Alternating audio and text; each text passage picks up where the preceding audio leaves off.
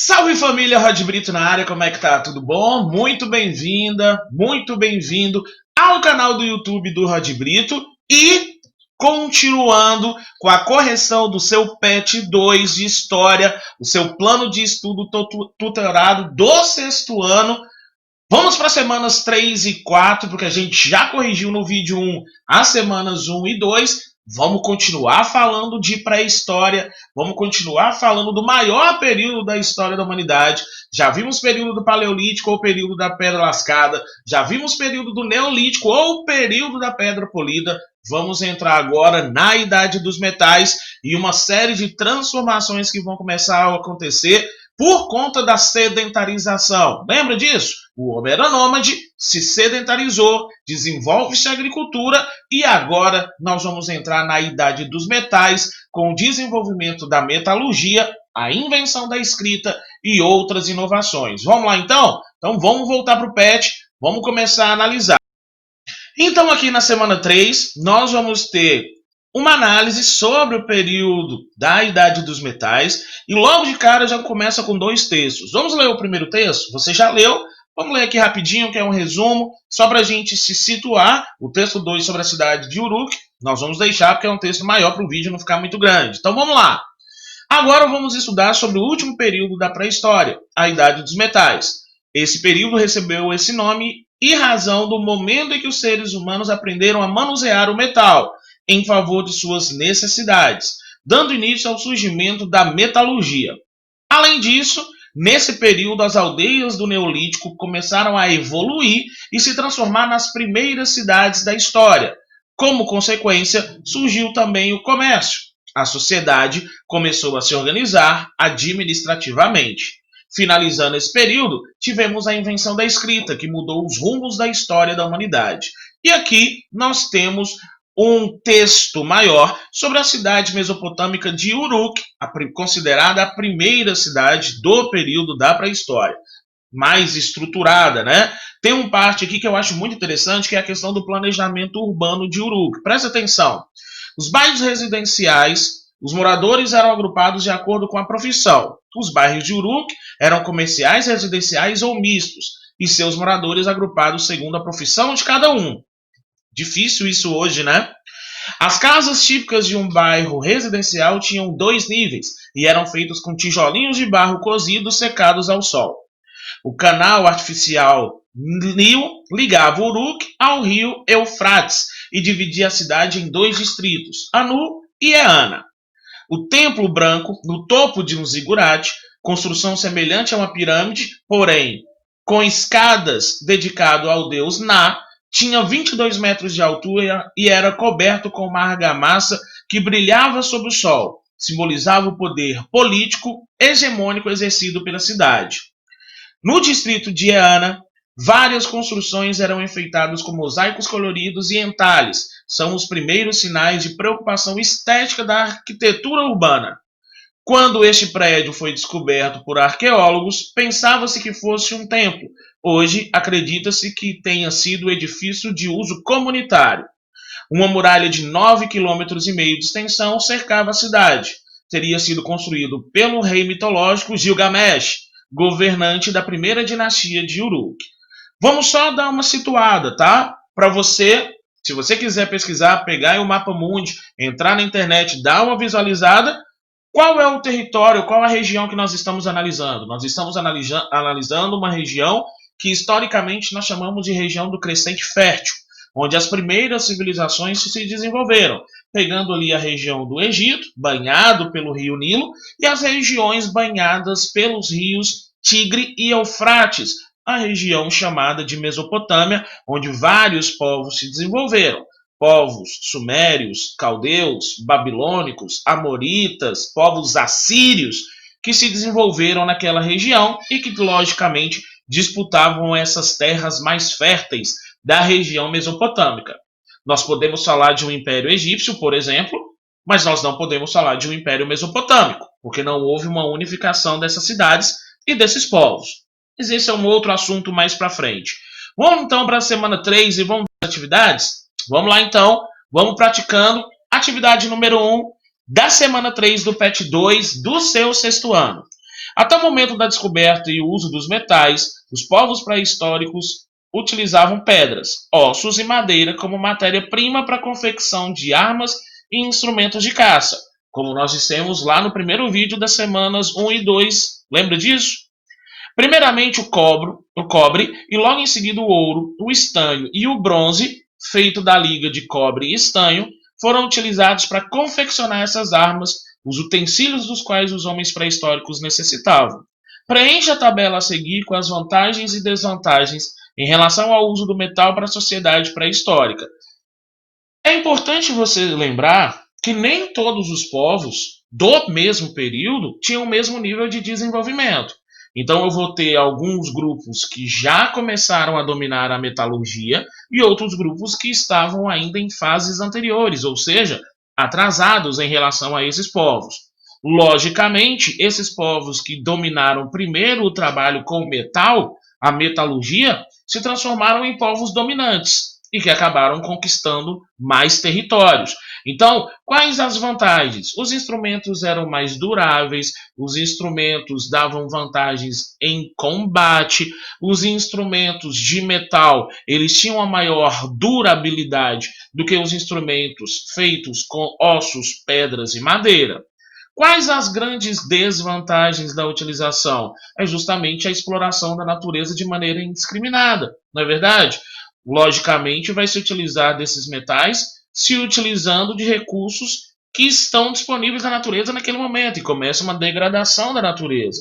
E aí, uma outra desvantagem é uma desigualdade que começa a se acentuar, que começa a crescer com os povos que chegaram primeiro à idade dos metais, dominando os povos que chegaram depois neste período de conhecimento. Então eu vou ter uma crescente desigualdade social muito por conta do desenvolvimento. E aí, pesquisa mais. Esses são só alguns exemplos de vantagens e desvantagens da utilização dos metais. Pesquisa que você encontra mais, tá?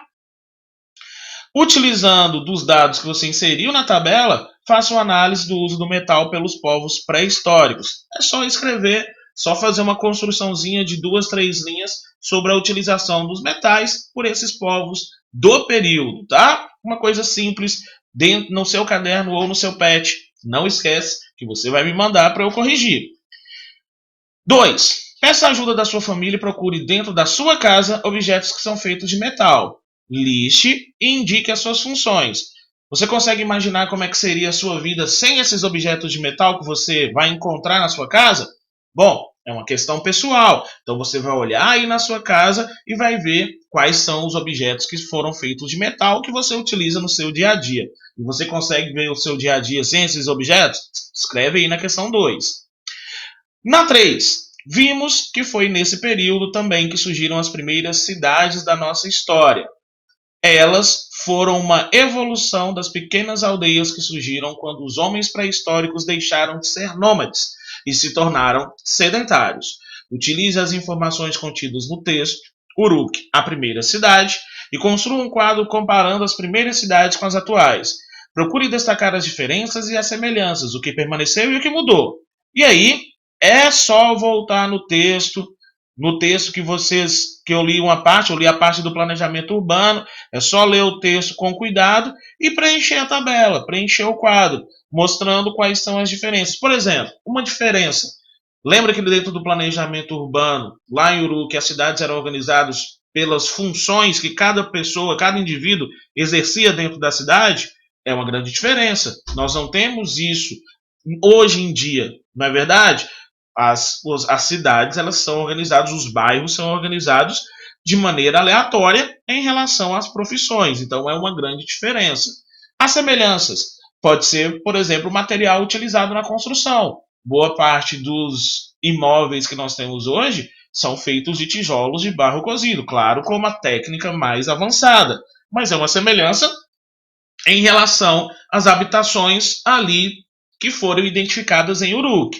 Então, o que permaneceu? O que mudou? A organização social permaneceu ou mudou dentro desse contexto? É só você analisar com cuidado o texto, fazer o preenchimento do quadro bem tranquilo, tá? Não precisa, se você não quiser, não precisa preencher todo o quadro ou todas as linhas. Às vezes você não consegue identificar todas essas diferenças, semelhanças, permanências ou mudanças.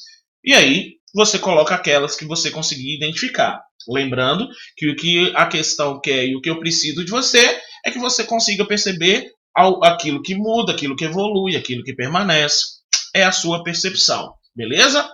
Bom, chegamos na semana 4. Na semana 4 do seu PET 2. Vamos lá então? Na semana 4, nós vamos ter o início do processo do povoamento da América. E aí é o último bloco de atividades desse PET 2. Vamos ver o que o PET traz para a gente? Nesse último momento desse bloco de atividades, vamos estudar sobre o povoamento da América. E acredito que você deve estar se questionando como o homem que teve origem na África chegou até o nosso continente americano.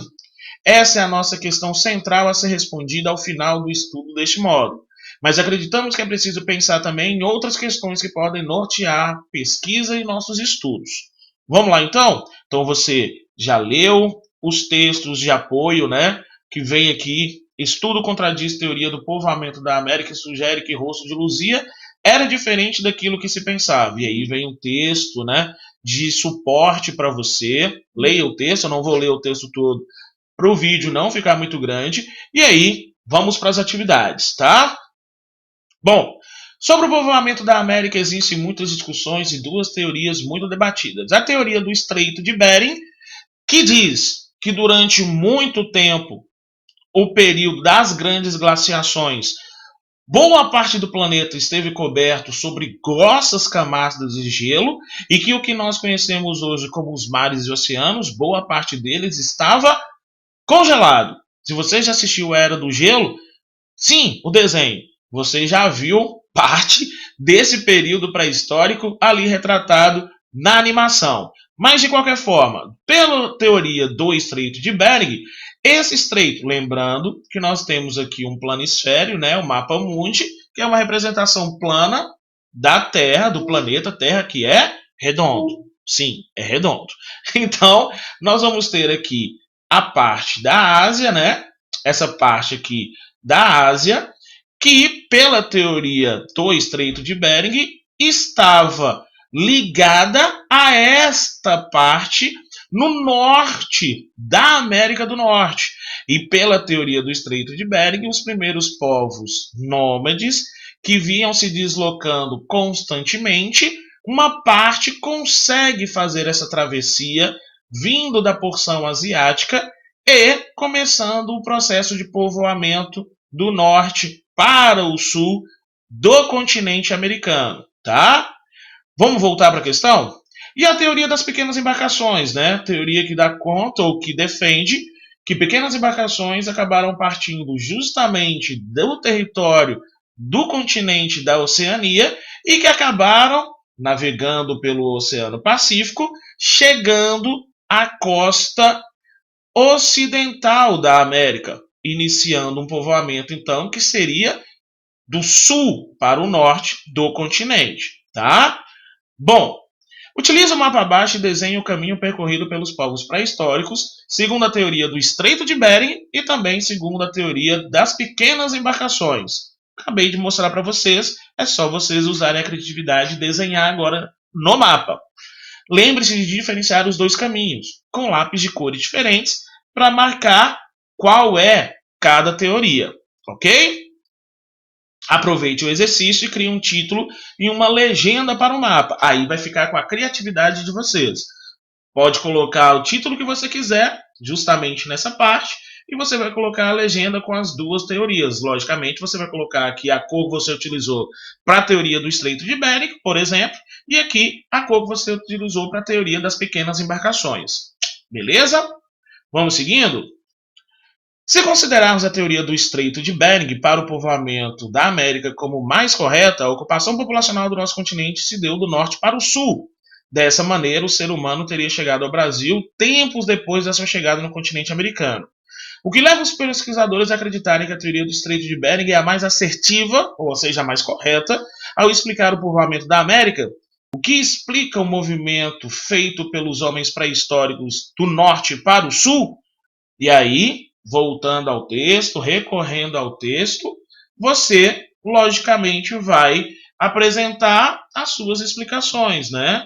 Da parte do planeta todo coberto por grossas camadas de gelo e justamente o deslocamento desses grupos, dessas tribos que eram nômades em busca de recursos naturais e cada vez mais se afastando da área de entrada no continente americano, rumando para o sul, procurando áreas de maior condição de fixação, ou seja, com temperaturas mais amenas, com uma boa oferta de alimentos, de frutos, caça e pesca, próximas a rios, ou seja, a população ela vai se adentrando no continente americano, ok? É só construir uma resposta bem tranquila para essa questão número 2. E aqui a teoria do Estreito de Bering, né? Entrando ali pela América do Norte e indo até o povoamento da América Central e América do Sul.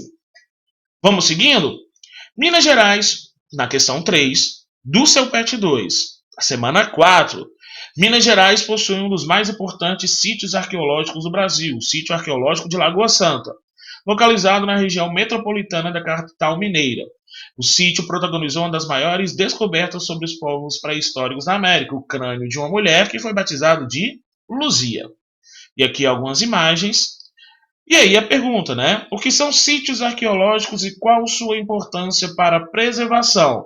Bom, aqui eu já tenho uma definição do que são sítios arqueológicos, como na região de Lagoa Santa, né? Pelas imagens vocês estão notando justamente a área de pesquisa e descoberta de vestígios justamente dos nossos antepassados, né? E por isso uma importância tão grande na preservação desses sítios de pesquisas arqueológicas. Bom, aí é só você fazer uma pesquisa simples sobre a questão dos sítios arqueológicos, tá? Aqui tem um texto finalizando o seu PET 2, e o que eu quero, para não estender, é justamente me despedir de você.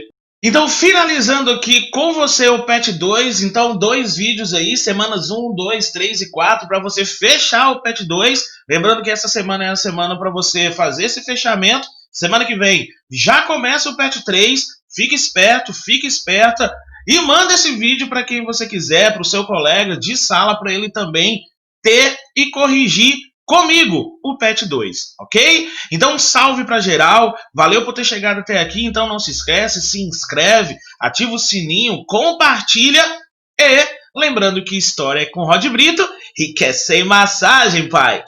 Fui!